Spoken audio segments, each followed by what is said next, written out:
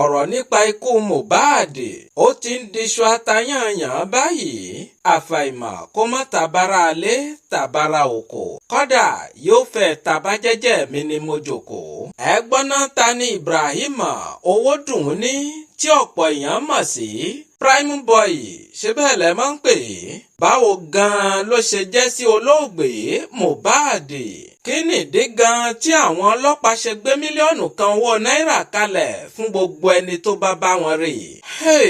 Ọ̀rọ̀ ń bọ̀rọ̀ bọ̀ eégún aláré. Àní akọrin tàkásúfè tá a mọ̀ sí hip hop ní Ibrahim Owódùnní tí ọ̀pọ̀ èèyàn mọ̀ sí Prime Boy.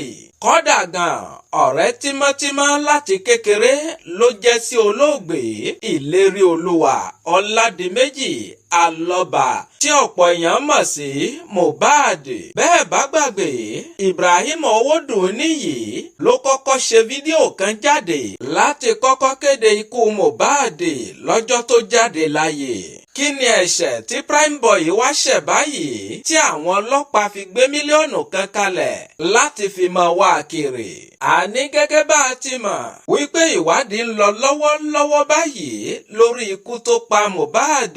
Oríṣiríṣi àwọn ènìyàn tí ọ̀rọ̀ kàn ni àwọn agbófinró sì ti fìwé pè láti wá sọ tẹnu wọn. Tí àwọn èèyàn wọ̀nyí sì ti ń yọjú sí àgọ́ ọlọ́pàá láti sọ ohun tí wọ́n mọ̀ nípa ikú MOHBAD. Ṣùgbọ́n ọ̀pọ̀ èèyàn ló sì ti ń nàka ẹ̀sùn sí Ibrahim Owódùnní ìyẹn Prime Boy wípé ó gbọ́dọ̀ mọ̀ nípa ikú ọ̀rẹ́ rẹ̀ ìyẹn MOHBAD. Prime Boy wá ṣe fídíò kan jáde. Nínú fídíò yìí ló ti ń ṣàlàyé wípé ọ̀rẹ́ kòríkòsùn òun ni MOHBAD. Òun ò sì lè ṣe jàǹbá sí i láyéláyé níbi táwọn nífẹ̀ẹ́ ara tàwọn dé. Ìdí rèé tí àwọn agbófinró fi ìwé pe arákùnrin yìí wípé kó yọjú sí àwọn láti wá sọ tẹnu rẹ̀ ohun tó mọ̀ nípa olóògbé ìyẹn MOHBAD. Ṣùgbọ́n Ibrahim Owódùnní Prime Boy ó kọ̀ kò yọjú ságọ́ àwọn ọlọ́pàá láti sọ tẹnu rẹ̀. Ṣèbí àwọn Yorùbá bọ̀ wọ́n ní ẹnìkan kì í kọ ìpè, ohun tó wà lẹ́yìn ìpè lèèyàn máa ń kọ̀. Kí wá nìdí tí Prime Boy ò fi yọjú ságọ́ ọlọ́pàá nígbà tó mọ̀ yìí pé funfun lọ́wọ́ tòun? Ṣèbí wọ́n lẹ́ni tí ò bá ṣe nǹkan ìtùfù kò gbọ́dọ̀ kíyèsẹ́yìn kò lè nì.